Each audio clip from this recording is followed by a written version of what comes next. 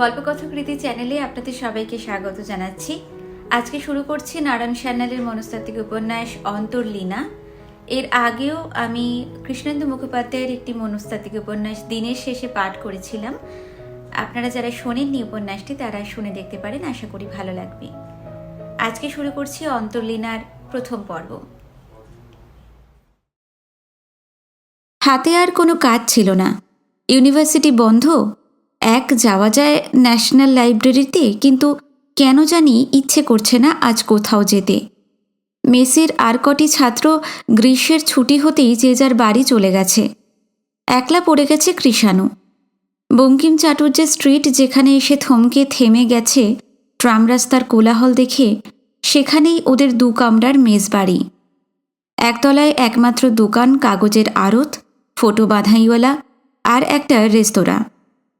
ওই আপ্যায়ন কেবিনের পাশের পলেস্তরা খোলা পানের পিকরঞ্জিত সরু একটা প্যাসেজ হাঁপ ছেড়ে বেঁচেছে ভিতরের ছোট্ট উঠানে পৌঁছে। এক চিলতেই একটু উঠান, কোণে একটা চৌবাচ্চা, অত্যন্ত পিচ্ছিল তার চারপাশ। পাশে কল, আধভালা একটা বাঁশের চোঙা লাগানো। ডান দিক দিয়ে উঠে গেছে নড়বড়ে কাঠের সিঁড়ি। ভাঙা শিক, ফোগলা দাঁতের মতো তার চেহারা। সিঁড়িটা শেষ হয়েছে 2 তলায়, পাশাপাশি 2খানি ঘর দ্বিতলে। মোট 4 জন মেম্বার, সবাই মফস্বলের ছেলে। ল কলেজে সুব্রত দাস ছিল মেসের ম্যানেজার। কৃষাণুর রুমমেট সুদর্শন, বলিষ্ঠ চেহারা। মেসের 4টি প্রাণীর দায়িত্ব গ্রহণ করবার মতো অন্তত চওড়া ওর কাঁধটা, একেবারে বৃষস্কন্ধ না হলেও। পাশের ঘরে থাকে সমর আর সুখেন্দু। একজনের বিকম, অপরজন ওর সঙ্গেই পড়ে। এখন সব কলেজেই ছুটি, যে যার দেশে চলে গেছে। মফস্বলের ছেলেরা যেমন যায়, কৃষাণুর আবার ওই বালাই নেই। অর্থাৎ দেশ তারও একটা আছে, কিন্তু দেশে যাবার তাগিদ নেই। তাই পড়ে আছে মেস কামড়ে। আর আছে ওদের কম্বাইন্ড হ্যান্ড রামনন্দন কাহার। নিষ্কাজ সকালে মুখ হাত ধুয়ে কৃষাণু গিয়ে বসেছে জানলার ধারে। জানলার ফাঁক দিয়ে দেখা যায় এক মুঠো নীল আকাশ, আর গলির ফাঁক দিয়ে চুরি করা এক চিলতে হ্যারিসন রোড। দুপাশের বাড়ির খাড়া দেওয়ালের ফ্রেমে বাঁধানো রাস্তার একটা খণ্ডাংশ। দূর আকাশে ভাসছে 2-1টা চিল। চক্রাকারে পাক খেয়ে ঢুকছে ওই এক চিলতে আকাশের রঙ্গমঞ্চে। আবার পাক খেতে গিয়ে হারিয়ে যাচ্ছে খাড়া দেওয়ালের উইংসের আড়ালে। এক পেয়ালা ধুমায়িত চায়ের কাপ আর খবরের কাগজটা নামিয়ে রাখে রামনন্দন, আর নামিয়ে রাখে খান কতক চিঠি। এই এক বাড়তি কাজ হয়েছে কৃষাণুর। চিঠিগুলি আসে ওর বন্ধুদের নামে, ঠিকানা কেটে সেগুলি পুনর্নির্দেশিত করতে হয়। রামনন্দন চলে যাচ্ছিল, তাকে ফিরে ডাকে কৃষাণু। তোর চিঠি আছে একখানা। চিঠিখানা হাতে নিয়েও রামনন্দন চলে যায় না। কৃষাণু ততক্ষণে খুলে ফেলেছে খবরের কাগজের প্রথম পাতাটা, আর চোখে ওকে একবার দেখে নিয়ে ফের বলে, কিছু বলবি? জবাব দেয় না রামনন্দন, নীরবে বাড়িয়ে দেয় পোস্টকার্ডখানা। কৃষাণু একটু অবাক হয়। মানি অর্ডার লিখিয়ে নিতে রামনন্দন মাঝে মাঝে আসে বটে, কিন্তু চিঠি পড়াতে কখনো বিরক্ত করেনি। ওর এক দেশওয়ালি ভাই এতদিন এই কাজটা করত। পোস্টকার্ডখানা হাত বাড়িয়ে গ্রহণ করে বুঝতে পারে কেন বেচারি ওর দ্বারস্থ হয়েছে। এবার হিন্দি হরফের বদলে বাংলায় লেখা চিঠি এসেছে রামনন্দনের দেশ থেকে। একটু অবাক হলো কৃষাণু। রামনন্দনের ঘর সংসারের কথা মোটামুটি তার জানা ছিল। লোকটা কী চোখে ওকে দেখেছে তা বলা শক্ত, কিন্তু কৃষাণুর প্রতি তার যে একটা পক্ষপাতিত্ব আছে, এটা স্বীকার না করে উপায় নেই। সমর আর সুখেন্দু প্রায়ই এ নিয়ে ঠাট্টা করে, বলে রামনন্দন কৃষাণুর প্রেমে পড়ে গেছে।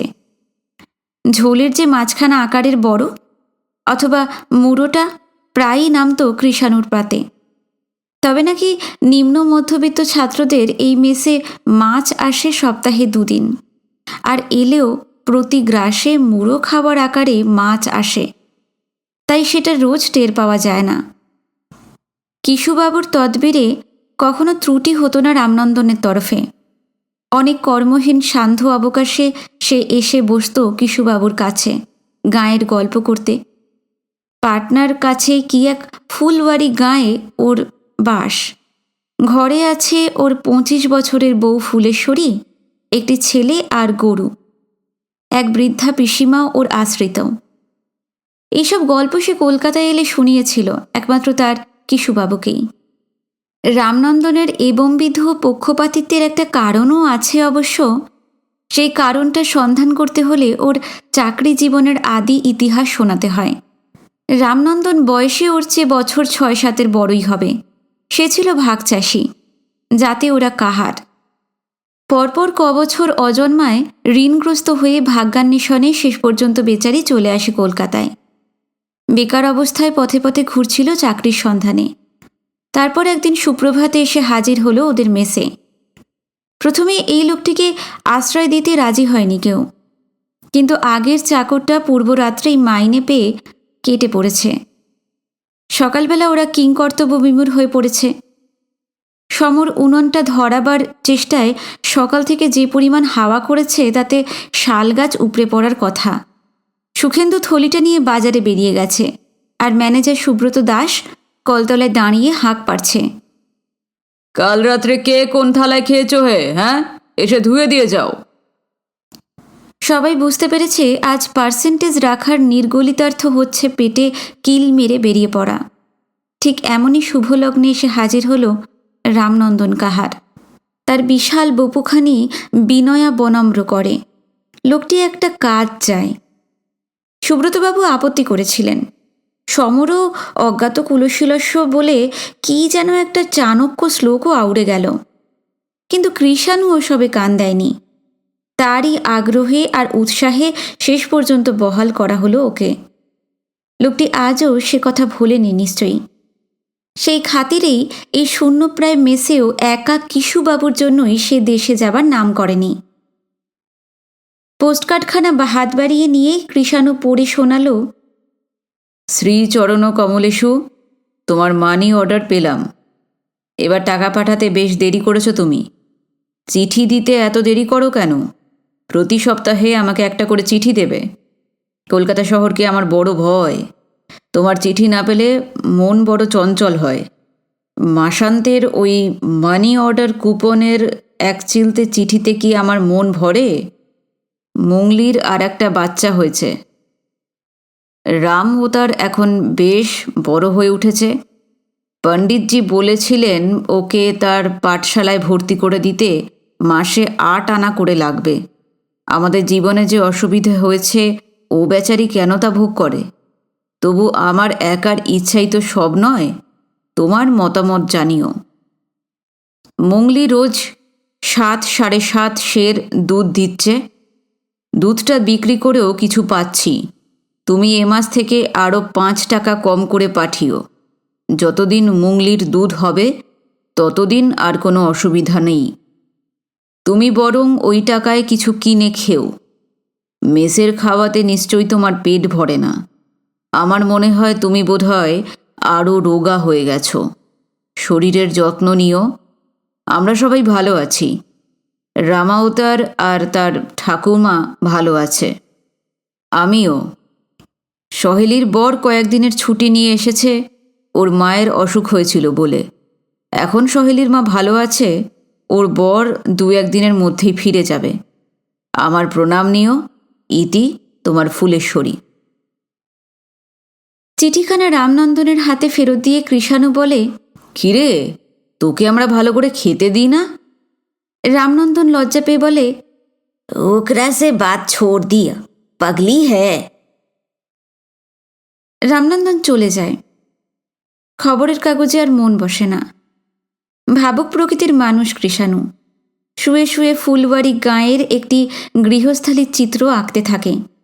ফুটো চাল, 1 কামরা, 1খানা ঘর, বারান্দার একটা পাশ গত বর্ষা থেকেই কাত হয়ে আছে। মাথা নিচু করে উঠতে হয় ঘুঁটের দাগে ভরা দাওয়ায়। প্রায়ান্ধকর খুপড়িটায় ঢুকলে কয়েক মিনিট সময় লাগে চোখের ধাঁধাটাকে কাটাতে। তারপর নজরে পড়ে দড়ির চারপাইটা, গোটানো বিছানা, ওপাশে খানকয় পিতলের বাসন আর দড়িতে টাঙানো পিরান শাড়ি। দাওয়ায় বসে এক নাগাড়ে কাশছে রামনন্দনের বুড়ি পিসিমা। ন্যাংটো ছেলেটা খেলা করছে উঠানে আপন মনে।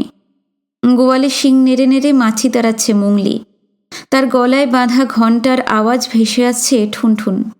ফুলেশ্বরী এইবার দুধ বেচতে বের হবে। ফেনায়িত দুধের বালতিটা দাওয়ায় নামিয়ে রেখে সে ঘরে ঢোকে। কানে বড় বড় গোলাকৃতি মাকড়ি, হাতের উপর মোটা বাজু, গলায় লাল পলার এক ছড়া মালা। মনে করা যাক ওটা রামনন্দনী কিনে দিয়েছিল মজিলপুরের হাট থেকে। শহরে যাবার জন্য প্রস্তুত হয়ে নেয় সে। ছিন্ন বসনখানি ছেড়ে শহরে যাবার উপযুক্ত একটা মাত্র শাড়ি এবার জড়িয়ে নেবে গায়ে। হঠাৎ চমকে উঠে দাঁড়ায় কৃষাণু, যেন এইমাত্র কিছুতে কামড়েছে তাকে। মুখটা হয়ে ওঠে বেদনার্ত। অশান্তভাবে কিছুটা পায়চারি করে ছোট ঘরটিতেই। ইচ্ছে করছে নিজের গালি টেনে এক চড় মারে। না, আর সাহস হচ্ছে না ফুলওয়ারি গাঁয়ের অসমাপ্ত ছবিটা আঁকতে। পাঞ্জাবিটা গায়ে জড়িয়ে অকারণেই বেরিয়ে পড়ে রাস্তায়। কৃষাণুর জন্যে আমার দুঃখ হয়।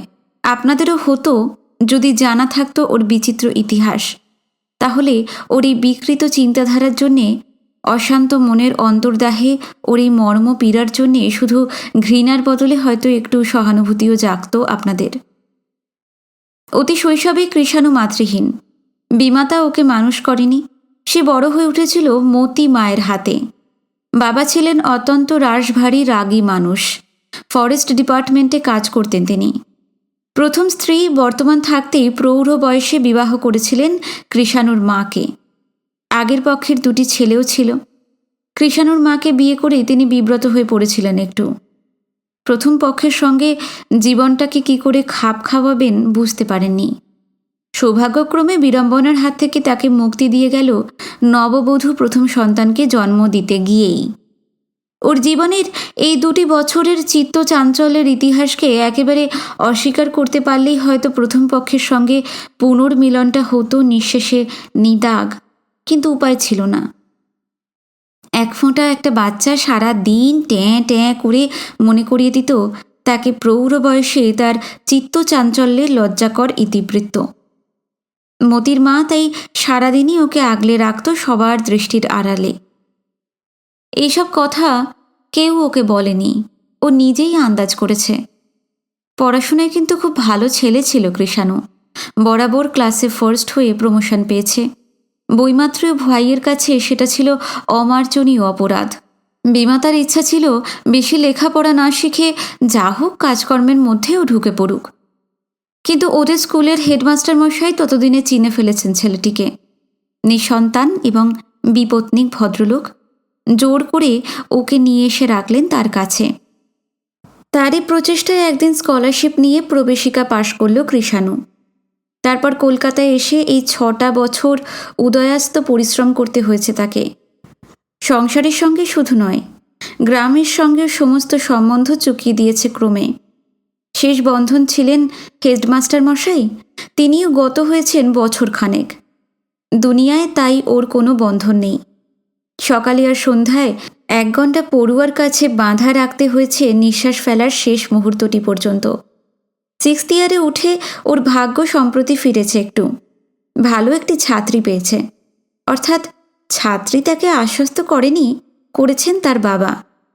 আরও সঠিকভাবে তার নিজে থেকেই অফার করা বেতনের অঙ্কটা চলতি বাজার দর অনুপাতে যথেষ্ট বেশি। হয়তো বিয়েতে ওর রেজাল্ট দেখেই এত বেশি মাইনে দিতে রাজি হয়েছিলেন ভবতারণ ঘোষাল। অর্থকৃচ্ছতাটা অনেকটা কমে এসেছে। ক্লাস থেকে চলে যায় ন্যাশনাল লাইব্রেরিতে। সেখান থেকে হেঁটেই চলে যায় ঘোষাল সাহেবের হাজরা রোডের বাড়িতে। যদিও চুক্তির অন্তর্ভুক্ত নয়, তবু সান্ধ্য জল খাবারটা সেখানেই সারে। প্রথম একটু বাধো বাধো লাগতো, তারপর সেটা গা সওয়া হয়ে গেছে। ইলা পরে গো খেলে। তার কাছেই শুনেছিল ভবতারণ ঘোষাল বিপত্নিক। ইলারা 3 বোন, ভাই নেই ওদের। বড় বোনের বিয়ে হয়ে গেছে, মেজ বোন এখানে থাকে না। প্রথম দিন খাবারের থালাটা যখন এলো তখন কৃষাণু ভেবেছিল এটা পাঠালো কে। গৃহিণীহীন বাড়িতে এটা আশা করা একটু বিচিত্র নয়? মিস্টার ভবতারণ ঘোষাল বেঙ্গল পুলিশের একজন অত্যন্ত উঁচু মহলের অফিসার। হাজরা রোডে বেশ বড় বাড়ি হাঁকিয়েছেন রিটায়ার না করেই। সন্তান সংসার সম্বন্ধে বিন্দুমাত্র সংবাদ তিনি রাখতেন না, অথচ গৃহশিক্ষকের নিত্য আপ্যায়নের এই ব্যবস্থায় তার সাংসারিক জ্ঞান আর বদান্যতায় কৃতজ্ঞ হয়েছিল সে। অর্থকৃচ্ছতাটাও অধুনা কমেছে, মন দিয়ে পড়াশোনা করার সময় পাচ্ছে একটু। ফার্স্ট ক্লাসটা আশা করা অন্যায় হবে না তাহলে, এইটুকু আত্মবিশ্বাস ওর আছে। কিন্তু সমস্যা তো সেখানে নয়, সমস্যাটা ওর মনের গহন কোণে। সেখানে ও নাগাল পায় না। কোথা থেকে কেমন করে এসব উদ্ভট চিন্তা ওর মনে জাগে তাও জানে না, কিন্তু জাগ্রত মনকে সে সর্বদা সজাগ রাখে ওইসব অশান্ত অশ্লীল চিন্তাকে দূরে সরিয়ে রাখতে। কৃষাণু মাঝে মাঝে ভাবে, আচ্ছা সকলেরই কি এমন হয়? ফুল স্পিডে ছুটন্ত মনের টাই রড কি সকলেরই এইভাবে কেটে যায়? স্টিয়ারিং হঠাৎ হয়ে পড়ে অকেজো? টলমল করে বেতালা ছুটতে থাকা বাঁধনহীন মনটা কোনো গাছের গণিতে গিয়ে ধাক্কা খেতে? সে কথা কাউকে ও জিজ্ঞাসা করতে পারেনি। বন্ধু বলতে যা বোঝায় তা কৃষাণুর নেই। তার একটা কারণ আছে অবশ্য। কৃষাণু রীতিমতো আত্মকেন্দ্রিক।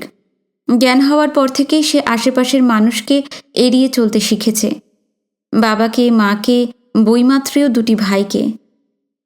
শৈশব থেকেই একা থাকতে ও অভ্যস্ত। স্কুলে ভর্তি হয়েও সে সঙ্গী পায়নি। ওর স্বভাব লাজুকতা আর আত্মকেন্দ্রিকতা সত্ত্বেও হয়তো ছেলেরা ওকে টেনে নিত যদি না দুর্ভাগ্যবশত ক্লাসে ও ফার্স্ট হতো। ওরা মনে করল এটা স্বভাব লাজুকতা নয়, দাম্ভিকতা। ক্রমে একাকিত্বই ওর কাছে স্বাভাবিক জীবন বলে মনে হলো। ছেলেবেলা থেকেই সহজাত একটা প্রতিভা ছিল ওর ছবি আঁকায়। সঙ্গীহীন অবকাশে সেদিকেই ঝোঁক পড়ল ক্রমে। পড়াশোনার অবসর সময়ে এখনও মাঝে মাঝে স্কেচ আঁকতে বসে। প্রাকৃতিক দৃশ্যে ওর ঝোঁক নেই, মোহ নেই স্টিল লাইফে।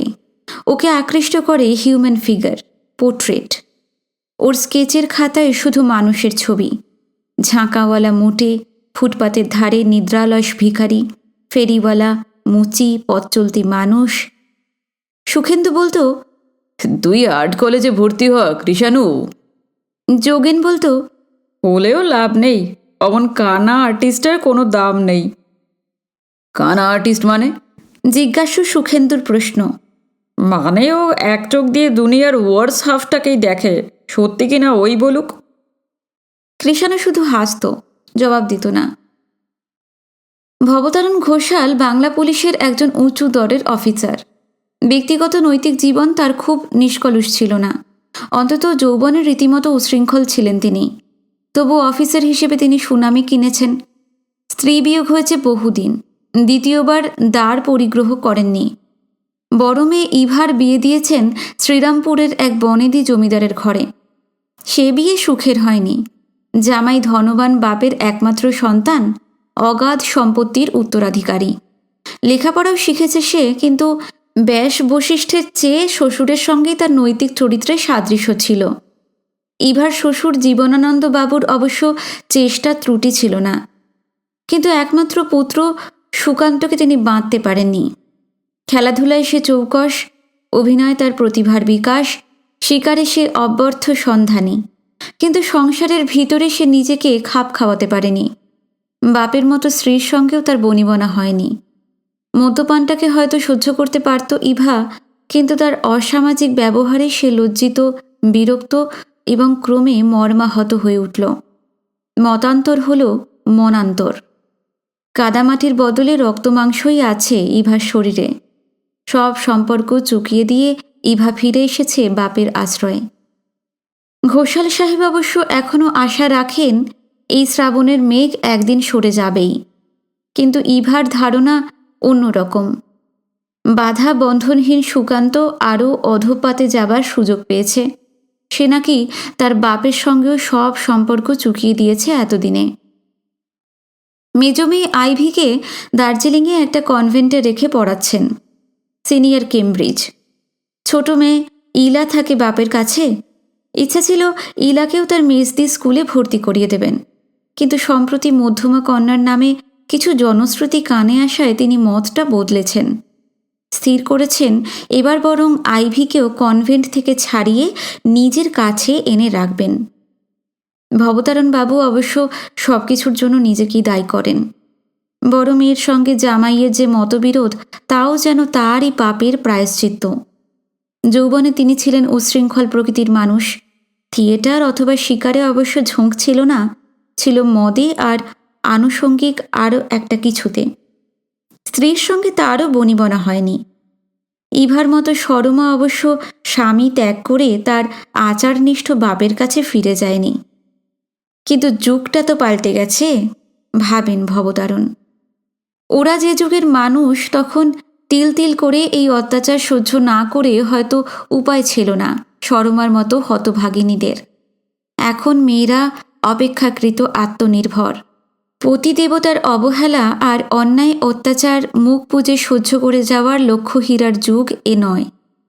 তাই ইভাকে চলে আসতে হয়েছে স্বামীর ঘর ছেড়ে। বিবাহ বন্ধন ছিন্ন করা চলে হয়তো, কিংবা হয়তো চলে না, ইভা ঠিক জানে না। কিন্তু এইসব কেস কোর্টে উঠলে বড় বিড়ম্বনা। স্বামী কি তোমার গায়ে হাত তোলে? সে কি তোমার সঙ্গে শোয়ে, আদর করে, মারে? না, দরকার নেই বাবু। কিন্তু ওর ম্লান আত্মগত রূপ দেখে স্থির থাকতে পারেন না ভবতারণ। প্রতিনিয়তই মনে হয় এই বুঝি তারই পাপের প্রায়শ্চিত্তের আয়োজন। ইভা বাপের উচ্ছৃঙ্খলতা পায়নি, পেয়েছে মায়ের স্নিগ্ধ শান্ত মনের ছোঁয়া। মনকে সে বাঁধতে জানে। সমস্ত সংসারের দায়িত্ব সে তুলে নিয়েছে অনায়াসে নিজের স্কন্ধে। বাপকে বলেছে ভুলে যেতে যে তার কোনোদিন বিয়ে হয়েছিল। সময় মতো বাড়ির ইলেকট্রিক বিল, বাপের জীবন বীমার প্রিমিয়াম দেওয়া থেকে শুরু করে লন্ড্রির হিসেব পর্যন্ত সে রাখে। এদিক থেকে ভবতারণ নিঃশ্বাস ফেলে বেঁচেছেন। এইসব খবর কৃষাণুক্রমে জানতে পেরেছিল তার নিত্য বৈকালী ভোগের উৎস সন্ধানের সূত্র ধরে। আইভি কিন্তু একেবারে ভিন্ন প্রকৃতির মেয়ে। ইভার সঙ্গে তার পার্থক্যটাকে শুধু আকাশ পাতাল বললেও যেন যথেষ্ট হয় না। বলতে ইচ্ছে করে আসমান জমিন। আকৃতি এবং প্রকৃতিতে ওরা যেন ভিন্ন মেরুর বাসিন্দা। ইভা যেন প্রবাল দ্বীপের অ্যাটল, গাঢ় নীল অচঞ্চল জলে মুখ দেখে এক আকাশ তারা, সার দিয়ে দাঁড়ানো স্থির নারকেলের গাছের সারি। সবার ছায়াই পড়ে ওর কাকচক্ষু জলে, কিন্তু অ্যাটল তাদের ধরে রাখে না। প্রতিবিম্ব শুধু ছায়া, কায়া নয়। রাতের অন্ধকারে মুছে যায় যেসব ছায়া নিস্তরঙ্গ অ্যাটলের বুক থেকে। ইভার মনেও তাই কেউ স্থায়ী আসন পাতে না। লবণাক্ত উদ্দাম সমুদ্রের আবেষ্টনীতে কেমন করে প্রবাল দ্বীপের এই কাকচক্ষু হ্রদ বাঁচিয়ে রেখেছে তার স্বাদু জলের শুচিতা, তার স্বাতন্ত্র্য, তার পবিত্রতা, সে প্রশ্নের কেউ জবাব দিতে পারে না। পারলে হয়তো জবাব দিতে পারত কালো কার্বন স্তূপের মধ্যে খনি গহ্বরের একান্তবাসী হীরের ছোট টুকরোটা। আর আইভি যেন প্রবাল দ্বীপ বেষ্টনকারী উদ্দাম উচ্ছল সমুদ্র। বিরাম নেই, বিশ্রাম নেই। উৎক্ষিপ্ত দুবাহু আকাশে তুলে বারে বারে আশ্রে পড়তে চায় তটভূমিতে। কি সে চায় তা সে নিজেই জানে না। হয়তো 20-30 হাজার লিগ অতলের গোপন কন্দরে তারও লুকোনো আছে অমূল্য রত্নরাজি, রত্নাকর সে। কিন্তু দুনিয়া তার সন্ধান পায় না। লোকে দেখে শুধু তার নিয়ত উচ্ছ্বাস, তার লবণাক্ত কটু স্বাদ, তার অশান্ত তরঙ্গভঙ্গ, তার রক্তের মধ্যে চঞ্চলতার নিক্কণ কান পেতে শুনেছেন ভবতারণ। চিনতে ভুল হয়নি তার। দেখেছেন ওর রক্তে পৈতৃক ঝোড়ো হাওয়ার খ্যাপামি। আইভি ক্ষণিক বাদেনি। সমগ্র জীবনের সত্য সে বোঝে না, তৌল করে প্রতি মুহূর্তের বাস্তবতা। ওর গাঢ় মদিরার মতো লাল রক্তের অন্তঃগুঁড়ো বহ্নুপাতের যে গোপন সংকেত শোনা যায়, ভবতারণবাবু জানেন তার প্রথম শিক্ষা জেলেছেন তিনি। যৌবনে যে অশান্ত কামনার বীজ মাথা চারা দেওয়ায় সরমা সরে গিয়েছিল নেপথ্যে, যে অশ্বত্থের চারা গাছটিকে নির্মূল করেছিলেন একদিন স্ত্রী বিয়োগের মর্মান্তিক আঘাতে, আজ লক্ষ্য হয় ক্রোমোজোমের কোনো ফাটল দিয়ে আবার মাথাচাড়া দিয়েছে সেই শিশু মহিরুহ আইভির মাধ্যমে। তাই আইভির নামে কোনো কথা কানে এলে তিনি ওকে শাসন করতে পারেন না।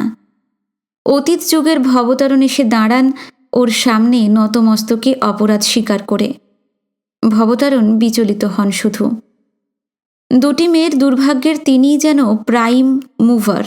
দুটি মেয়ের জীবনযাত্রা সম্পূর্ণ ভিন্ন, চিন্তাধারা, জীবন দর্শন সবই পৃথক। তবু ওরা দুজনেই যেন প্রায়শ্চিত্ত করছে তার পাপের।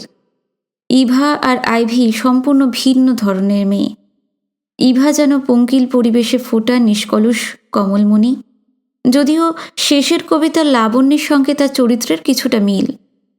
তেমনি আইভি দামোদরের লকগেট ভাঙা দুরন্ত বন্যা, যদিও শেষ প্রশ্নের কমলমণির সঙ্গেই তার প্রকৃতির সাদৃশ্য। ছোট মেয়েটির মন এখনো কাঁচা। ইলা যে কোন ছাঁচে গড়ে উঠবে বলা যায় না এখনো। দাদামশাইয়ের আচার নিষ্ঠা, মায়ের সর্বংসহায় শান্ত সহ্য গুণ, বাপের যৌবনের উশৃঙ্খলতা অথবা প্রৌঢ়ত্বের ফ্রাস্ট্রেশন, কোনটি যে তার উপর প্রভাব বিস্তার করবে তা বলা যায় না এখনো। কিন্তু চোখের আড়াল করবেন না আর তাকে। আইভিকেও বরং নিয়ে এসে রাখতে হবে ওর কাছে।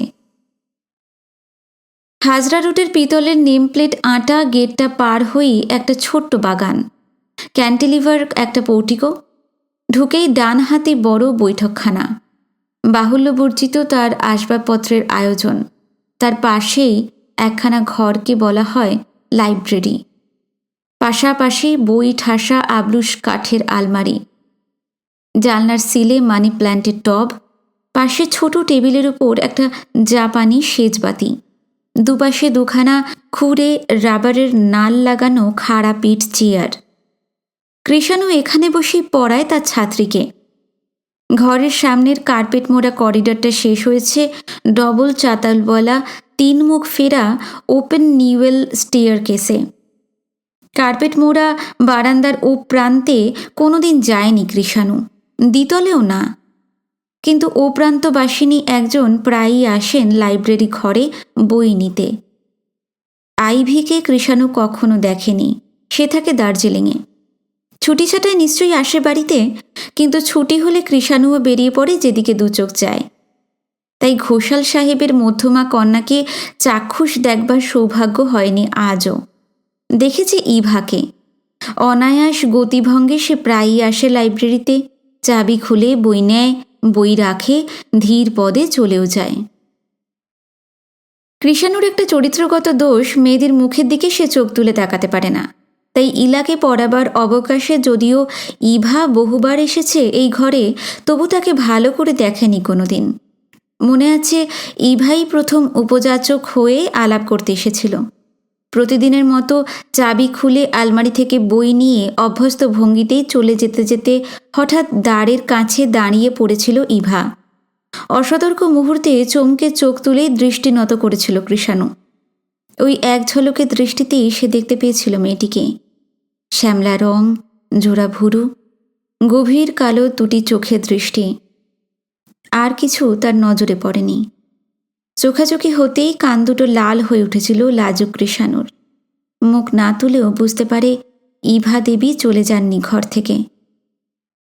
নীরবতা ভেঙে ইলাই প্রথমে কথা বলে, বদ্দি আমায় কিছু বলবে? একটু হেসে ইভা বলে, বলবই তো। কেমন কার্টসি শিখছো তুমি মাস্টারমশাইয়ের কাছে? আমি প্রায়ই আসি লাইব্রেরিতে, অথচ এতদিনেও তোমার মাস্টারমশাইয়ের সঙ্গে আমার আলাপ করিয়ে দিলে না। ইলা তৎক্ষণাৎ দাঁড়িয়ে ওঠে। অভ্যস্ত ভঙ্গিতে হাতের তালু দুটো উল্টে ফর্মাল ইন্ট্রোডাকশন করতে যাচ্ছিল বোধহয়। তাকে থামিয়ে দিয়ে ইভা কৃষাণুর দিকে ফিরে বলে, আপনার সঙ্গে যে ভাব করতে এলাম একটা বিশেষ গরজে। চেয়ার ছেড়ে উঠে দাঁড়িয়েছিল কৃষাণু। বলুন বলুন। প্রতি নমস্কার করেনি, কারণ চোখ তুলে সে দেখেইনি যে ইভার হাত দুটি বুকের কাছে নমস্কারের ভঙ্গিতে জড়ো করা। সে শুধু দেখেছিল হ্যাভানা ঘাসের চটি পড়া একজোড়া শ্যামল চরণের অলক্তক রাগ আর বৃদ্ধাঙ্গুষ্ঠে নীল পলিশের জমাট কালচে লাল রং। ঊনবিংশ আর বিংশ শতাব্দীর দুটি প্রসাধন চিহ্ন যুগল প্রণাম করেছে ওর পদপ্রান্তে। এই টেবিল ক্লথে একটা নকশা এঁকে দিতে হবে। টেবিলের ওপর চতুষ্কোণ একখণ্ড আদির কাপড় রাখে ইভা। কৃষাণু এবার দেখে মকর মুখ গত শতকের রুলি পরা একখানা নিটোল হাত, চোখা করে আধুনিক ঢঙে কাটা আঙুলের রক্তিম নখ, আর সর্বকালের দ্যুতিময় একটা সাদা পোকরাজের আংটি।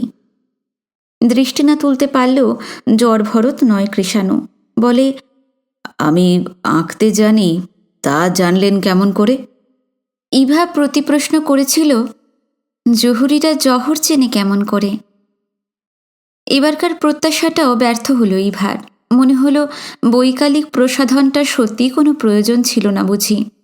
নতনেত্র কৃষাণুকে আবার বলে, ইলার বন্ধুর জন্মদিনে যে ছবিখানা সে উপহার দিয়েছে তার কথা বাড়ির সবাই জানে। বাবা পুলিশ অফিসার হলে কি হয়, একজন চিত্রদরদি মানুষ তিনি। উনি তো উচ্ছ্বসিত প্রশংসা করছিলেন। সত্যি হিংসে হয় আপনাকে। কৃষাণু জবাব দেয়নি। এবার বোধহয় একটু আহত হয়ে ইভা বলে, আপনাকে অসুবিধার ভিতর ফেলছি না তো? না না, সে কি? কাপড়ের টুকরোটা এবার তুলে নেয় কৃষাণু। কৃষাণু লক্ষ্য করেছিল বড় একটা বাড়ির বাইরে যেত না ইভা। এটা ওদের সমাজের পক্ষে দৃষ্টিকটু, অস্বাভাবিক। সম্ভবত কৌতূহলী সোসাইটি গার্লদের প্রশ্নবাণের হাত এড়াতেই ইভা বেছে নিয়েছিল এই স্বেচ্ছাবন্দী অন্তঃবাসীর জীবন। হয়তো ইভার সেই অসহায়তার জন্যই কৃষাণু সহ্য করত ওর বিদ্রূপের শ্লেষ। প্রায় প্রতিদিনই ইলাকে পড়াতে পড়াতে লক্ষ্য করত ইভা যথারীতি এসে আলমারি খুলে বই রাখছে, বই নিচ্ছে। মাঝে মাঝে ইভাই আলাপ শুরু করত কোনো একটা সূত্র ধরে। সেদিন বই নিয়ে ফিরে যেতে দেরি হতো তার। যেদিন করেনি সেদিন নীরবেই চলে যেতে হতো তাকে। কৃষাণু সাহস করে ওকে ডেকে কোনো কথা বলেনি কখনো। একদিন মনে আছে কৃষাণুর, সন্ধেবেলা গিয়ে শুনেছিল ইলা বাড়ি নেই, কোনো মাসির বাড়ি গেছে বুঝি। চাকরের মুখে এই খবরটা শুনেই ফিরে যাচ্ছিল সে। পৌটিকো পার হয়ে লাল কাঁকড়ের পথটায় নেমেই থমকে দাঁড়িয়ে পড়তে হয়েছিল তাকে। চাকরটা নেমে এসে খবর দিল, বড় দিদিমণি আপনাকে ডাকছেন। ও আচ্ছা, চলো। ফিরে এসে দেখে লাইব্রেরি ঘরে দাঁড়িয়ে আছে ইভা। তার এক হাতে স্টেনলেস স্টিলের রেকাবিতে সাজানো কিছু লুচি আর মিষ্টি, অন্য হাতে একটা গ্লাসে জল। ওর দিকে আজ না তাকিয়ে পারেনি কৃষাণু। জোড়া ভ্রুর মাঝখানে একটা কুমকুমের ছোট্ট টিপ, দুপাশে দুটি অতল গভীর কালো চোখের তারা নির্নিমেষে চেয়ে আছে ওর দিকে, বিজয়িনীর দৃষ্টি। হালকা চাঁপা রঙের একখানা সিল্কের শাড়ি পরেছে ইভা। আগুন রঙের আঁটো ব্লাউজ চেপে বসেছে গায়ে। নিটোল দুটি হাতে দুগাছা মোটা মোটা রুলি, গলায় সরু একটা মফ চেন।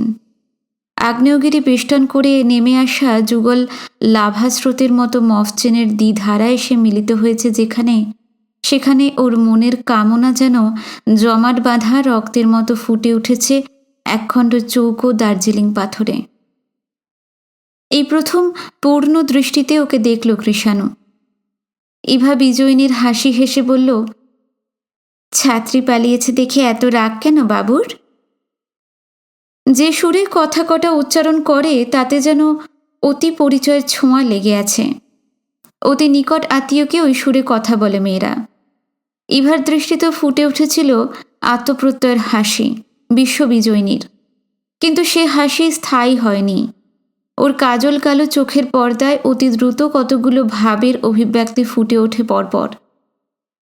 মন্টাজ এফেক্টের অসংলগ্ন চিত্র যেন, যার আপাত অর্থ দুর্বোধ্য, কিন্তু সবটা মিলিয়ে যার একটা মানে হয়। ইভার হাসি মিলিয়ে যাবার আগেই সুপার ইম্পোজ হলো একটা বিস্ময়ের অভিব্যক্তি, আর সেই বিস্ময়ের ব্যঞ্জনাটা ভালো করে না মেলাতেই প্রক্ষিপ্ত হলো একটা আতঙ্কের আভাস। তাড়াতাড়ি খাবার আর জলটা টেবিলে নামিয়ে রেখে ইভা বলে, আপনি বসুন, আমি এক্ষুনি আসছি। চলে যায় ইভা। কৃষাণু বসে পড়ে একটা চেয়ারে। একটা ছিছিকারে তার অন্তঃকরণ পূর্ণ হয়ে গেছে ততক্ষণে। একটা বোবা কান্না যেন উঠে আসছে ওর কণ্ঠনালী বেয়ে। কি অসহায় সে। মনে মনে একটা অদৃশ্য শত্রুর মুখে ঘুষির পর ঘুষি চালায় কৃষাণু। মিনিট 5 পরে ইভা যখন ফিরে এলো, তখন বাঁ কাঁধের আঁচলটাই শুধু ঘুরে আসেনি ডান কাঁধের উপর দিয়ে। হঠাৎ বাতাসটা ঠান্ডা বোধ হওয়ার জন্যই বোধহয় একটা কাশ্মীরি হাফ আলোয়ান জড়িয়ে এসেছে গায়ে। বৈশাখের সেটা 18 তারিখ। প্রয়োজন ছিল না, কারণ টেবিলের উপর তেমনই পড়ে আছে খাবারের থালাটা। অতিথি চলে গেছে নীরবে। পরের দিন 2 অসুস্থতার অজুহাতে পড়াতে আসেনি কৃষাণু। কলেজ থেকে টেলিফোন করে দিয়েছিল। অজুহাত কথাটা ঠিক নয় অবশ্য, সত্যি অসুস্থ ছিল সে। মানুষের সুস্থতা কি শুধু থার্মোমিটারের পাড়া আর ব্লাড প্রেশারের যন্ত্রই ধরতে পারে? পুরো 2 দিন তাকে যুদ্ধ করতে হয়েছে অসুস্থ মনের সঙ্গে। অনেকদিন পরে এবার আক্রমণ হয়েছে তার। ওর মনের কোনো গভীর কন্দরে আত্মগোপন করেছে শত্রুটা। তার সন্ধান সে পায় না, পাবেও না বোধহয় কোনো দিন। মাঝে মাঝে মনের গুপ্ত গুহা থেকে খাপ মারে সেই গুণিন। ওর চোখে বুলিয়ে দেয় জাদুকাঠির স্পর্শ। সেদিনও হয়েছিল সেই আক্রমণ।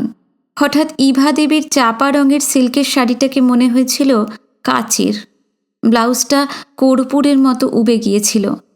অন্তর্বাস আর অধবাস দুটিকে মনে হয়েছিল সেলোফেনের তৈরি। গগা অথবা টিশিয়ানের মডেলের মতো নিরাবরণ শ্যামলা রঙের একটি নারী মূর্তি সুস্পষ্টভাবে ফুটে উঠেছিল ও দৃষ্টির সম্মুখে। ওর এই রোগ, ক্রনিক মানসিক ব্যাধি। কাউকে এই কথা বলা যায় না। নিজে নিজেই লাইব্রেরি থেকে মনোবিজ্ঞানের বই এনেছে, পড়েছে, নিজেই রোগ নির্ণয়ের চেষ্টা করেছে। বুঝেছে ওর নির্জ্ঞান মনে নিশ্চয়ই গোপন আছে এমন কোনো কামনা যার বহিঃপ্রকাশ হয় এইভাবে। পুরো 2 দিন তার সঙ্গে লড়াই করে খানিকটা মানসিক স্থৈর্য ফিরে পাওয়ার পর 3য় দিনে সে এসেছিল আবার ছাত্রীকে পড়াতে। ইলা সলজ্জে ক্ষমা চেয়েছিল, ছুটি না নিয়ে মাসির বাড়ি বেড়াতে যাওয়ার অপরাধে। ওর মাসিমা থাকেন পশ্চিমে, হঠাৎ 2 দিনের জন্য এসেছেন। টেলিফোন করে ইলাকে ডেকে পাঠান। মাস্টারমশাইয়ের কাছে ছুটি নেওয়া নেই বলে প্রথমে ও যেতে রাজি হয়নি, কিন্তু বর্দি একরকম জোর করে ওকে পাঠায়। বর্দি ওকে আশ্বাস দিয়েছিল মাস্টারমশাইকে ব্যাপারটা সে বুঝিয়ে বলবে। কৃষাণু বলে, আরে না না, আমি রাগ করিনি, মাসিমা ডাকলে যেতে তো হবেই। কিন্তু ছুটি নেওয়া ছিল না যে আমার। তাতে কি হয়েছে? দ্বারের নেভি ব্লু পর্দার নিচে ঘাসের চটি পড়া 2টি পা আগেই নজরে পড়েছে কৃষাণুর। তাই হালকা করে বলে, জানো ইলা, ছুটি 2 রকমের। একটা হলো আর্নড লিভ। তুমি যদি খুব ভালো পড়া বলতে পারো তাহলে আমি তোমাকে 2-1 দিনের ছুটি দিতে পারি, সেটা হবে তোমার আর্নড লিভ। আর হঠাৎ কোনো কারণে যদি না পড়তে বসতে পারো তাহলে তাকে বলবো ক্যাজুয়াল লিভ। গত মঙ্গলবার যা তোমার হয়েছিল। পর্দা সরিয়ে এই সময় ঘরে ঢোকে ইভা। বলে, মাস্টারমশাই তোমাকে সবটা বলেননি ইলু? ছুটি আসলে 3 রকমের। 3য় রকমের ছুটি নেয় মানুষে শুধু ফাঁকি দেওয়ার আনন্দে, তাকে বলে ফ্রেঞ্চ লিভ। তার উদাহরণও আমি দেখাতে পারি। কিন্তু ইলা সে কথায় কান দেয় না। মাস্টারমশাই যে রাগ করে নেই এটাই ওর কাছে বড় কথা। বলে, প্রথম যখন কেষ্ট বলল মাস্টারমশাই না খেয়ে চলে গেছেন তখন সত্যিই ভীষণ ভয় হয়েছিল। তারপর বর্দির কাছে শুনলাম যে কেষ্ট ভুল বলেছে, আপনি রাগ করেননি, খাবারও খেয়েছেন। তখন প্রাণটা ঠান্ডা হয়। কৃষাণু চমকে ওঠে। সেদিন খাবার খেয়েছে সে? এই কথা বলেছে ইভা? কেন? অপরিসীম কৌতূহলে এবার সে ইভা দেবীর দিকে চোখ তুলে তাকায়। আর তাকিয়েই তার হৃদয় আনন্দে যেন হাততালি দিয়ে ওঠে। না, তার দৃষ্টি বিশ্বাসঘাতকতা করছে না। আর 5 জন যা দেখত সেও তাই দেখছে। তার চোখের রেটিনাতে যে ছবি পড়ছে ঠিক তাই দেখছে সে। প্রত্যক্ষকে পার করা রণতজেন রশ্মির দৃষ্টি কোনো মহাবেশ সৃষ্টি করছে না। সে স্পষ্ট দেখছিল চাঁপা রঙের শাড়ি পরা ইভা খাবারের থালা হাতে এসে দাঁড়িয়ে আছে অনতি দূরে। ডিপ কাট আগুন রঙের জ্যাকেটটা চেপে বসেছে ওর পুরন্ত গায়ে। নিটোল দুটি হাতে দুটি মোটা রুলি, গলায় সরু একটা মফ চেন। প্রতিমার যুগল চরণের মাঝখানে যেমন আটকে থাকে রাঙা জবা, তেমনি দুলছে বুকের উপত্যকায় সোনা বাঁধানো টকটকে লাল একটা দার্জিলিং পাথর। পূর্ণ দৃষ্টিতে সেদিকে তাকিয়েও কোনো চিত্তচাঞ্চল্য বোধ করল না কৃষাণু। এভারেস্ট চূড়ায় দাঁড়িয়েও এতটা উৎফুল্ল হয়নি তেনজিং। স্বাভাবিক, আর 5টা ভদ্রলোকের মতোই স্বাভাবিক কণ্ঠে ইলার চোখের উপর দৃষ্টি রেখে কৃষাণু বললে, কিন্তু রোজ রোজ আমাকে এখানে জল খাবার খেয়ে যেতে হবে, এটাই বা কী কথা? ইভা হেসে বলল, রোজ রোজ তো নয়, কাল খাননি, পরশুও খাননি। তরশু? তরশু অবশ্য খেয়েছিলেন। খেয়েছিলাম? ইভা একটু বিব্রত হয়ে বলে, পারি না আপনার সঙ্গে নাগাড়ে তর্ক করতে। আমার বইটা এনেছেন? ইভাকে ন্যাশনাল লাইব্রেরির সভ্যা করে দিয়েছে কৃষাণু। ওর বাবার আলমারির যেসব বই ওর বুদ্ধি আর রুচির উপযুক্ত, প্রায় সবগুলি পড়ে ফেলেছে ইভা। আজকাল তাই কৃষাণু লাইব্রেরি থেকে ওর জন্যে বই নিয়ে আসে, ইভারই নির্দেশে। খাওয়া শেষ হতেই ইভা বলে, 1 গ্লাস জল নিয়ে এসো তো ইলু। ইলা জল আনতে চলে যেতেই কৃষাণু বলে, ওকে মিথ্যে কথা বললেন কেন? ইভা নতনেত্রে বলে, সেদিনকার আচরণের জন্য আমি লজ্জিত, আপনি আমায় মাপ করবেন। কৃষাণুর কথা ফোটে না। মাপ যদি কাউকে চাইতেই হয় তাহলে তারই চাওয়া উচিত। নির্জন ঘরে সে যে দৃষ্টিতে তাকিয়েছিল একটা অনাত্মীয়া মহিলার দিকে, সেই দৃষ্টি নিশ্চয়ই স্বাভাবিক নয়। না হলে অনেক ক্লাব পার্টির অভিজ্ঞতা সত্ত্বেও ইভা অমন ছুটে পালিয়ে যাবে কেন? কি একটা কথা বলবার উপক্রম করতেই ইভা বলে, থাক, ওই প্রসঙ্গটা আমরা তুলব না। ধরে নেওয়া যাক সেদিন সন্ধ্যায় কোনো ঘটনাই ঘটেনি। কৃষ্ণাঙ্গ পূর্ণচ্ছেদ টেনেছিল এই প্রসঙ্গে। ধরে নিলাম। দিন 15 বাদে রামনন্দন কৃষাণুর হাতে তুলে দিল আবার একখানা চিঠি। এবার আর পোস্ট কার্ড নয়, ইনল্যান্ড খাম। প্রথমটা খেয়াল হয়নি, তারপরেই মনে পড়ল ওর। দিন কতক আগে রামনন্দনের একটা চিঠির জবাব লিখে দিতে হয়েছিল তাকে। এখানা তারই জবাব। শ্রীচরণ কমলেশু, তোমার পোস্টকার্ড পেয়ে নিশ্চিন্ত হলাম। এবার খুব লক্ষ্মী হয়েছ দেখছি, চিঠি পেয়েই জবাব দিয়েছ। কলকাতা শহরকে ভয় পাই বলাতে অত ঠাট্টা কিসের? পাটনাও বড় শহর, সেজন্যে বলিনি। তবে শুনেছি কলকাতায় নাকি অনেক মায়াবী আছে, তারা নাকি মানুষকে ভেড়া বানিয়ে রাখে, তাই ভয় পেয়েছিলাম মাত্র। দুধের কথাটা তোমার না লিখলেও চলতো। ভুলে যেও না, তুমি যেমন রামাবতারের বাপ, আমিও তেমনই তার মা। ওই দুধের বাচ্চাকে বঞ্চিত করে সমস্ত দুধটা আমি বিক্রি করছি, এই কথা ভাবতে পারলে কি করে তুমি? কিন্তু রামাবতার কি 7 সের দুধ খেতে পারে? বাংলা হরফে চিঠি পেয়ে অবাক হয়েছ, লিখেছ, কিন্তু অবাক হবার কি আছে? বাঙালি কোথায় নেই? নাগরী হরফের চিঠি পড়াতে তোমার অসুবিধে হতে পারে মনে হওয়ায় বাংলা জানা একজনের কাছে গিয়েছিলাম। তার সম্বন্ধে অত কৌতূহল কেন? মেসের খাওয়া নিয়েও খোঁচাটা না দিলেই পারতে। আমি তো বলিনি যে মেসের বাবুরা তোমাকে খেতে দেন না। তুমি হয়তো মেসের কোনো বাবুকে দিয়ে চিঠিখানা পড়িয়েছ আর জবাবটাও লিখিয়েছ, তাই হাটের মাঝে পড়া কথাটা তার গায়ে বেজেছে। না হলে কোনো বক্রোক্তি করিনি আমি। আমাদের এখানে এখনো বর্ষা নামেনি, লু বন্ধ হয়নি আজও। কবে যে বর্ষা নামবে তাই ভাবছি।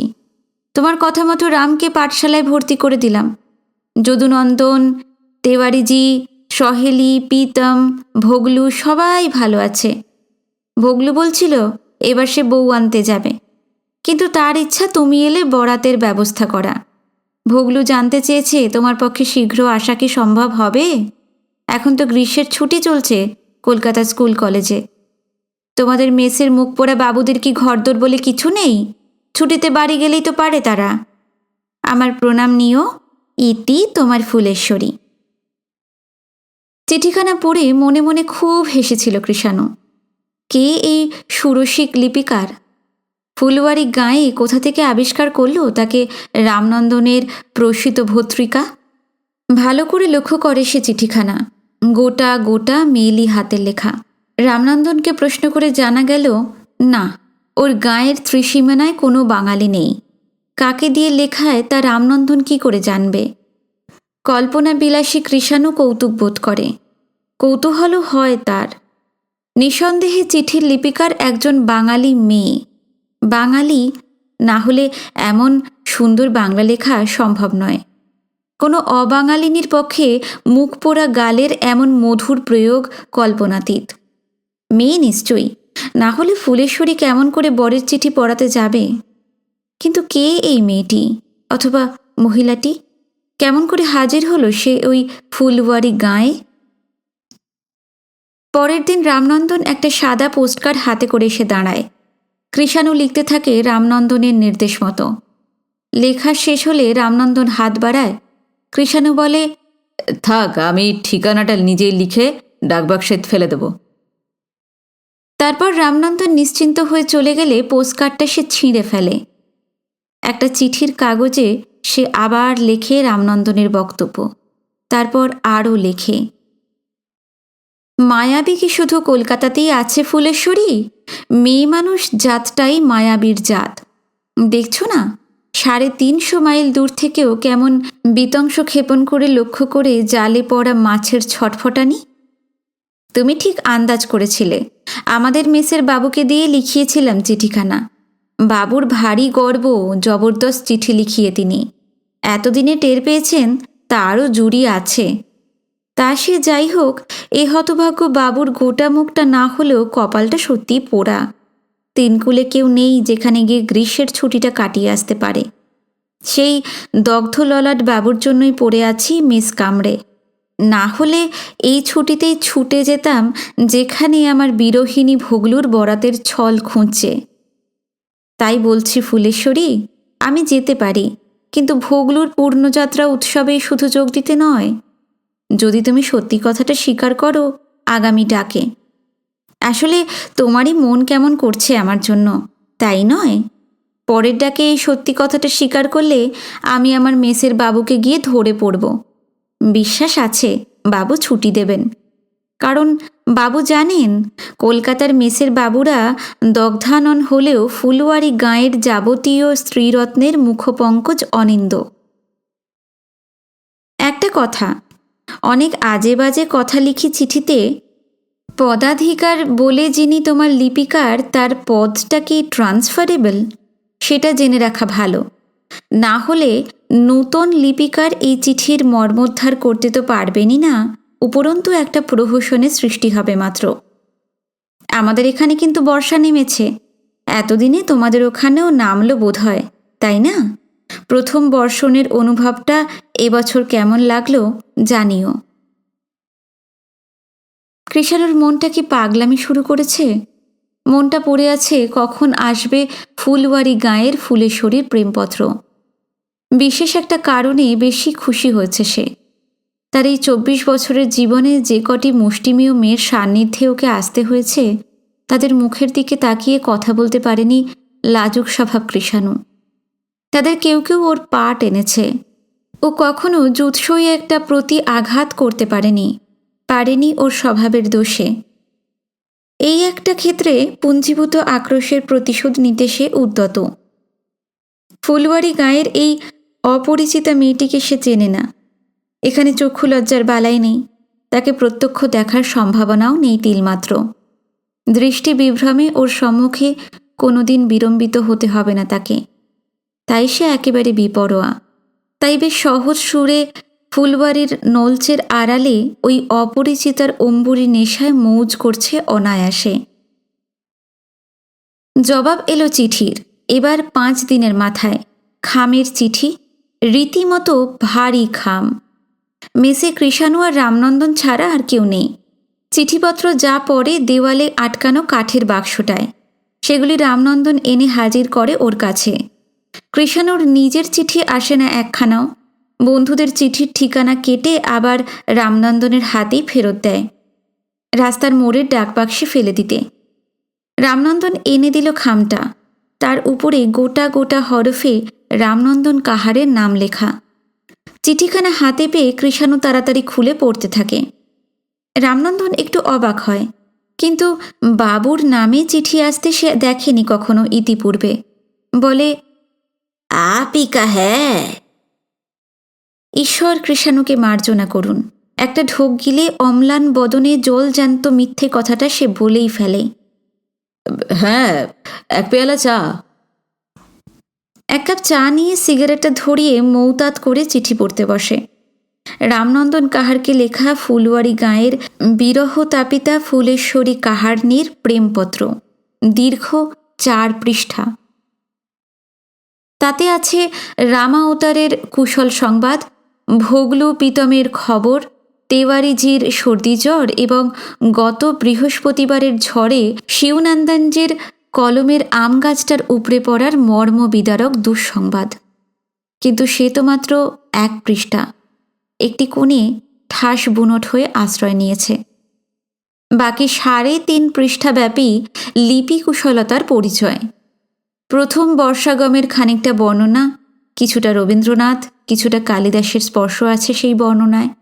নিঃসংশয় লিপিকার উচ্চশিক্ষিতা।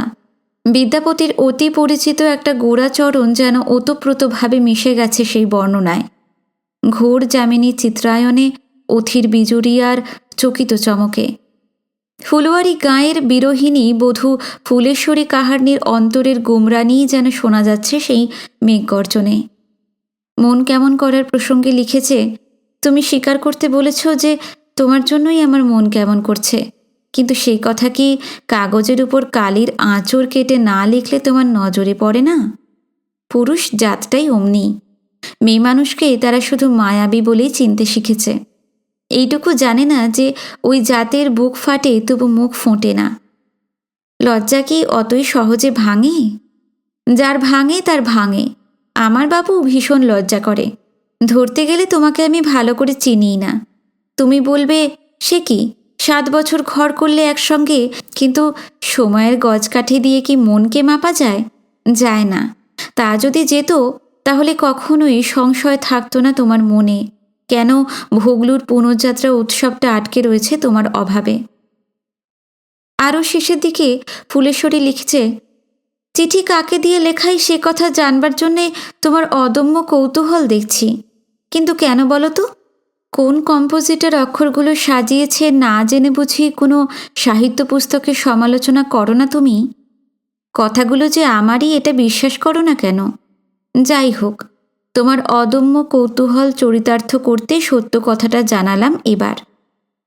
পাটনার এক বাবুকে আমি রোজ দুধ যোগান দিই। বাবু পাটনা মেডিকেল কলেজের ছাত্র। তোমার মতো দিব্যি পুরুষ্টু, একজোড়া নধর গোঁফও আছে। সেই বাবুই লিখে দেন চিঠি। এবার হলো তো? যেন এক অদ্ভুত নেশার ভূত চেপেছে কৃষাণুর ঘাড়ে। ফুলেশ্বরী আর রামনন্দনের প্রেম কুজনের আড়ালে সে নেমে পড়েছে নেশা ধরা এক মজার খেলায়। ওর সবচেয়ে মজা লাগতো এই কথাটা ভাবতে যে ওই লিপিকারের সঙ্গে তার পরিচয় নেই, হবেও না কোনো দিন। ও জানে না সে দেখতে কেমন, কি করে, কি ভাবে। মনে মনে কৃষাণু মেয়েটির পোর্ট্রেট আঁকত নিত্য নতুন রঙে।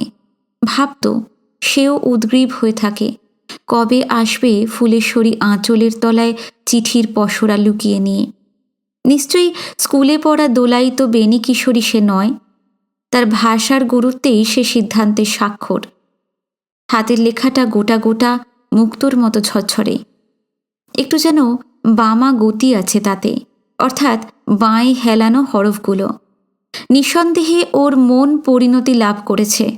শুধু রবীন্দ্রনাথের শ্যামগম্ভীর সরসাই নয়, মেঘদূতের পুষ্কর বংশের কুলতিলক বলেও বর্ণনা করা হয়েছে কালবৈশাখীর মেঘকে।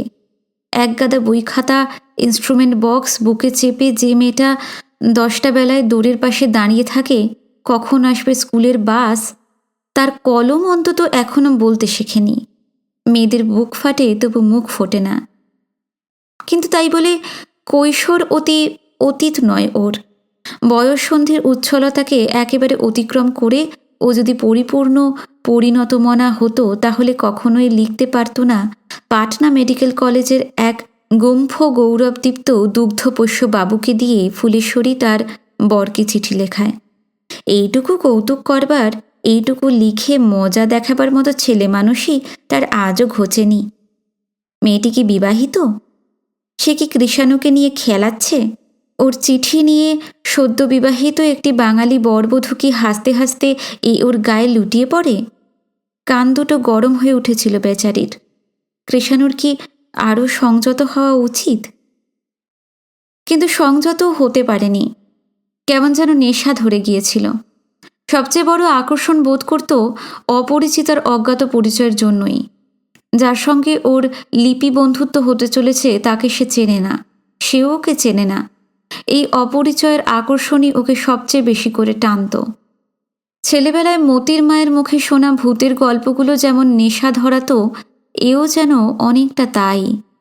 রাক্ষসগুলোকে সে দু চক্ষে দেখতে পারত না, তবু রাজপুত্র রাজকন্যার নিরামিষ গল্পগুলো জমত না যতক্ষণ না হাউ মাউ খাউ রাক্ষসটা এসে হাজির হতো মতির মা বর্ণিত তার সমস্ত ভয়াবহতা নিয়ে।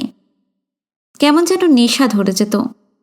হাড়ের মধ্যে শিরশির করত ভয়। সে শিরশিরানির মধ্যে অদ্ভুত রকমের একটা সুখানুভূতিও মেশানো ছিল যেন। এই অজানিতার সঙ্গে নলচে আড়াল দেওয়া প্রেমপত্রের আদান প্রদান ছিল তেমনই একটা শিরশিরানির নেশা। আরও একটা কথা, আর সেটাই সবচেয়ে বড় কথা, এই মেয়েটির নগ্ন মূর্তি একেবারের জন্য ফুটে ওঠেনি ওর মনের ক্যানভাসে। অকাজের অবসরে ও মনে মনে অসংখ্য চিত্র এঁকেছে মেয়েটির নানান পোজে। একটাও নিউড স্টাডি নয়। চোখ বুজে যে মেয়েটিকে দেখতে পেত সে যেন রক্তমাংসে গড়া নয়, সে যেন একটা আইডিয়া, একটি তন্বী তরুণীর দেহের আভাস নিয়ে রূপায়িত হয়েছে। সে যেন পুরোপুরি একটা নারী দেহের স্থূলতার মধ্যে আবদ্ধ নয়। তার যেন শেপ আছে কিন্তু ম্যাম নেই। সূর্যোদয়ের আগে যে ঠান্ডা মিঠে মিঠে একটা হাওয়া বয়, তেমনি হাওয়া দিয়ে যেন সে তৈরি। পাখির পালকের মতো হালকা, স্বচ্ছতোয়া নদীর মতো নির্মল। টেবিলের উপর চিঠির প্যাড টেনে নিয়ে যখন সে ফুলেশ্বরীর বকলামে মন উজাড় করে দেয়, তখন ওর সদ্যস্নাত দু এক গোছা চুল কাঁধের উপর দিয়ে উঁকি মেরে দেখে সে কি লিখছে। ধূপছায়া রঙের একখানি ঢাকাই শাড়ি পরেছে সে। কপালে স্নানের পর দিয়েছে সিঁদুরের টিপ। যতবার চোখ বুজে কল্পনা করেছে ততবারই ওর অদেখা মানসী এই একই সাজে এসে দাঁড়িয়েছে তার সামনে। ওই ধূপছায়া রঙের শাড়ি, পায়ে আলতা, কপালে কুমকুমের নয় সিঁদুরের টিপ। গৃহস্থালীর নানান কাজে ব্যস্ত মেয়েটিকে সে দেখেছে মনে মনে। আর আশ্চর্য, কৃষাণুর নির্জ্ঞান লোকের সেই গোপনচারী দুঃশাসন দেখায়নি একবারও ওর আঁচল ছোঁয়ার দুঃসাহস। কৃষাণু জবাবে শেষ দিকে লিখল, ফুলেশ্বরী, তুমি আমাকে ভুল বুঝেছ। কালির আঁচড়ে কাগজের উপর না লিখলে তোমার হৃদয় নিংড়ানো কথাটা বুঝতে পারবো না, এ কথা ভাবলে কেন? আমি কি জানি না কত ভালোবাসো তুমি আমাকে? তবু ওইখানেই তো প্রেমের রহস্য। জানা কথা আবার শোনবার জন্যই প্রেমিকের প্রাণে নিত্য আকুলি। ওই একটি কথাই মানুষ যুগে যুগে বলেছে, কালে কালে শুনেছে। আমি তো বিরহ জর্জরিত সামান্য রামনন্দন। নীলিমাহীন আকাশে ব্যক্তিত্বহারা অস্তিত্বের গণিত তত্ত্ব নিয়ে একদিন কবিত্বহীন স্বয়ং বিধাতাকেও হয়তো প্রলয় সন্ধ্যায় বলতে হবে ওই দুটি কথা। বলবেন, বলো তুমি সুন্দর। বলবেন, বলো আমি ভালোবাসি। তোমাকে পুরোপুরি পাইনি, নাই বা পেলাম। একটু ছোঁয়াও নিয়ে যাক না আমার অলস বেলা কেটে। আজ শুধু অনুভব লাগছে তোমার কাপড়ের রঙের আভাস, পাশ দিয়ে চলে যাওয়ার হাওয়া, চেয়ে দেখার বাণী, ভালোবাসার ছন্দ। অচেনার লজ্জা অত সহজে কি এড়িয়ে যেতে দেব তোমায়? অচেনা বলেই তো আমার জোর বেশি, দাবি অমোঘ। 7 বছর ঘর করেও আমি তোমার কাছে অচেনা, কিন্তু 3টি চিঠির আদান প্রদানেই তোমার উপর জন্মেছে আমার অপরিচয়ের দূরতিক্রম্য দাবি। সেই দাবির জোরেই বলবো, রে অচেনা মোর মুষ্টি ছাড়াবি কি করে, যতক্ষণ চিনি নাই তোরে। ধরা পড়ে গেছো তুমি ফুলেশ্বরী, এই মুঠির কবল থেকে তোমার আর উদ্ধার নেই। স্বীকার না করে পালাবে কি করে? ঘোর যামিনী আর অথির বিজুলি আর চমক বলেই শরমে সংযত করেছ কলমকে, কিন্তু আমি তো জানি ওর পরের চরণটাই বর্ষার দ্রিমি দ্রিমি বলে সেদিন সারা রাত তোমার অন্তরে অনুরণিত হয়েছিল। বড় বাজে কথা লিখছি নয়, কিন্তু আমার তো সংকোচের কোনো কারণ নেই।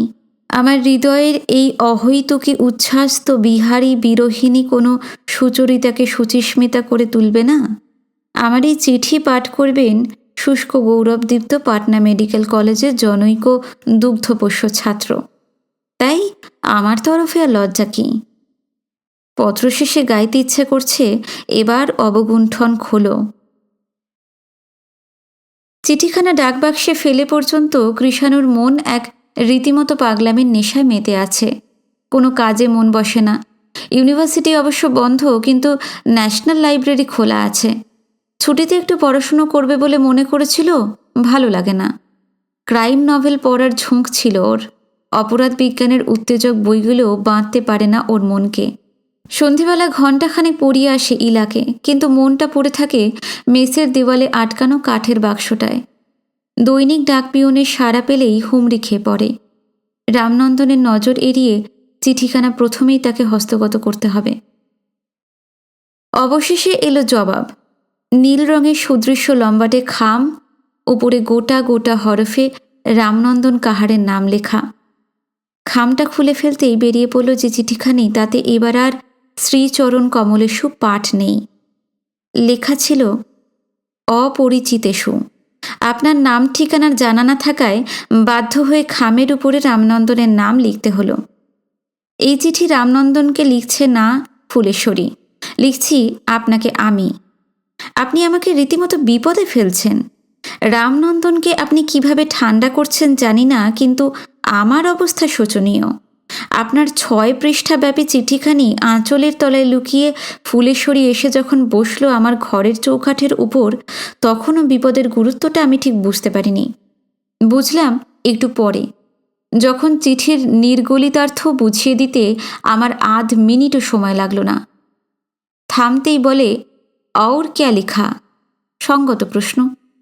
যে চিঠি পড়তে 10 মিনিট লাগে, যে চিঠির বক্তব্য 6 পৃষ্ঠার বিশাল পরিসরেও শেষ না হয়ে উপচে পড়ে মার্জিনে, সেই চিঠির বক্তব্য কি অত শীঘ্র শেষ হতে পারে? আপনাদের ছাত্রাবাস সম্বন্ধে আমার বিন্দুমাত্র ধারণা নেই। জানি না কী পরিবেশে রামনন্দন পড়ে আছে, তবু কলকাতা ছাত্রাবাসে একজন ভৃত্যের জীবনযাত্রা আমাকে কল্পনা করতে হয়। মনে মনে বুনে চলি কাহিনীর চাল। বলে গেলাম মুখে মুখে। সকালে উঠে বাবুদের চা করতে হয়, দোকান থেকে এনে দিতে হয় ডিম টোস্ট বিস্কিট। তারপর বাজার যাওয়া। 9:30টার মধ্যেই রান্না শেষ। ডাইনিং হলে ঘণ্টা পড়ে। হুড়মুড় করে সবাই ছুটে যায় সেখানে। সারি সারি টেবিল পাতা। ব্রাহ্মণ পাচক পরিবেশন করে যায়।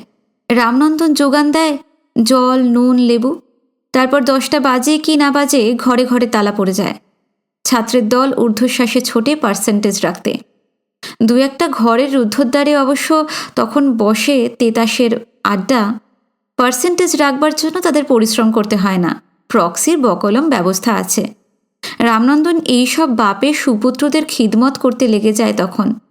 বারে বারে ডবল হাফ চা আনে, সিগারেট আনে, টাকার ভাঙা নিয়ে এনে দেয়। তারপর বেলা গড়িয়ে আসে। বাঁকা হয়ে ঘরে ঢোকে রোদ্দুর। এক এক করে ফিরে আসে কর্মক্লান্ত ছেলের দল। ঘরে ঘরে ডবল লক তালা খোলার আওয়াজ শোনা যায়। 1-2টি করে বাতি জ্বলে ওঠে ঘরে। আবার আসে সান্ধ্য চা খাবার। রামনন্দন তখন পাচক ব্রাহ্মণকে রান্নাঘরে যোগান দিতে ব্যস্ত। গুনগুন করে শব্দ ওঠে পড়ুয়া ছেলেদের ঘর থেকে। খাওয়া দাওয়া মিটতেই সেই যার নাম রাত 11টা। তখন ফুলেশ্বরীর নয়নের মণি নয়ন দুটি অবসর পায়। যদি না নাইট শোর আকর্ষণে পড়া কোনো বাবুর নাকি থাকে খাওয়া, তা থাকলে তাকে জেগে থাকতে হয়। সুপারিনটেন্ডেন্টের চোখ এড়িয়ে মধ্যরাত্রেই তাকে খুলে দিতে হবে ছোট উইকেট গেটের তালা। একটি অতন্দ্র নিরক্ষর ভৃত্যের সামনে মাথা নিচু করে উইকেট গেটের ফাঁক দিয়ে ভিতরে আসেন রাত্রিচর বাবু। জানি না আপনাদের ছাত্রাবাসে রামনন্দনের জীবনযাত্রার ছবিটা ঠিকমতো আঁকতে পেরেছি কিনা। আপনাদের ছাত্রাবাসের সঙ্গে না মিললেও আমি জানি আমার বর্ণনা সত্য। এতেই কাজ হয়েছিল। আমার শ্রোতার সুরমা আঁকা কালো কাজল চোখ দুটিতে ভরে উঠেছিল স্বাতীর মুক্তাবিন্দু। দুধের ঘটিটা তুলে নিয়ে চোখে আঁচল দিয়ে ফুলেশ্বরী খুশি হয়েই ফিরে গিয়েছিল ফুলবাড়ি গাঁয়ে। রামনন্দনের একটা প্রশ্নের জবাব। ফুলবাড়ি গাঁয়ের ত্রিসীমানায় কোনো বাঙালি মহিলা নেই যার কাছে গিয়ে চিঠি লেখাতে পারে ফুলেশ্বরী। বরং কলকাতার মেসে অনেক ছাত্র আছে যার শরণাপন্ন হওয়ার সম্ভাবনা আছে রামনন্দনের। খামের উপর ভবিষ্যতে রামনন্দনের নাম না লিখতে হলে শুধু নিশ্চিন্ত নয়, খুশি হতাম। ইতি। চিঠিখানা শেষ করে স্তম্ভিত হয়ে গিয়েছিল কৃষাণু। দুরন্ত কৌতূহল হয়েছিল জানতে কে এই নারী। ওদের দু কামরার নোনাধরা মেজবাড়ির সঙ্গে তার বর্ণিত ছাত্রাবাসের তিলমাত্র মিল নেই। রামনন্দনের কল্পিত জীবনযাত্রা আগাগোড়াই ভুল। লিপিকারের ধারণা এটা একটা প্রকাণ্ড ছাত্রাবাস, ধনীপুত্রদের একটা জবরদস্ত আস্তানা। কিন্তু কি নিখুঁত ছবি সে এঁকেছে এমন একটি ছাত্রাবাসের। কোনো স্ত্রীলোকের কলমে কেমন করে সম্ভব হয় একটি হোস্টেলের এমন পুঙ্খানুপুঙ্খ চিত্রায়ন? সে ছাত্রাবাসের ছেলেরা কলেজ থেকে ফিরে ঘরের যে তালা খোলে সেগুলি 2 সিটেড ঘরের ডবল লক নিয়মে আটকানো। সেখানে যে ছাত্র নাইট শোর আকর্ষণে পড়ে তাকে ঢুকতে হয় উইকেট গেটের ভিতর দিয়ে মাথা নিচু করে। সেখানে রুদ্ধদ্বার কক্ষে যখন ক্লাস পালানো ছেলের দল বসে তেতাসের আড্ডায়, তখন ভৃত্যকে সরবরাহ করা হয় শুধু চা নয়, ডবল হাফ চা। আর সবচেয়ে আশ্চর্যের কথা, চা সিগারেটেই শেষ হয়নি ও অধ্যায়। বলা হয়েছে ডাক পড়ে ভৃত্যের টাকার ভাঙানি সরবরাহ করতে। মাঝে মাঝে রেজগির অভাবে তেতাসের আড্ডায় যে বিড়ম্বনা সৃষ্টি হয় এ কথা কোনো স্ত্রীলোকের বর্ণনায় আসে কি করে? অথচ স্ত্রীলোক না হলে ফুলেশ্বরী বা কেমন করে লেখাতে যাবে চিঠি? তবে কি ওর অনুমানই সত্য? ভদ্রমহিলা বিবাহিত, স্বামী স্ত্রী মিলে যুক্তি করে লেখে চিঠি কৌতুক করতে। হস্তাক্ষরটা মহিলার, কিন্তু তার পিছনে কি রয়েছে তার স্বামীর ছাত্র জীবনের অভিজ্ঞতা? আপনারা শুনছিলেন নারায়ণ সান্যালের লেখা অন্তর্লীনা উপন্যাসের প্রথম পর্ব। আজকের পর্বটি এখানেই শেষ করছি। আশা করি আপনাদের প্রথম পর্বটি ভালো লাগলো। ভালো লাগলে অবশ্যই ভিডিওটিতে একটি লাইক দেবেন এবং কমেন্টে জানাবেন আপনাদের কেমন লাগলো। আপনারা যদি আজকে আমার চ্যানেলে নতুন এসে থাকেন অবশ্যই সাবস্ক্রাইব করবেন চ্যানেলটি, যাতে ভবিষ্যতে আমি আরও ভালো ভালো উপন্যাস গল্প আপনাদের শোনাতে পারি। আজকে এই পর্যন্তই। নমস্কার, ভালো থাকবেন।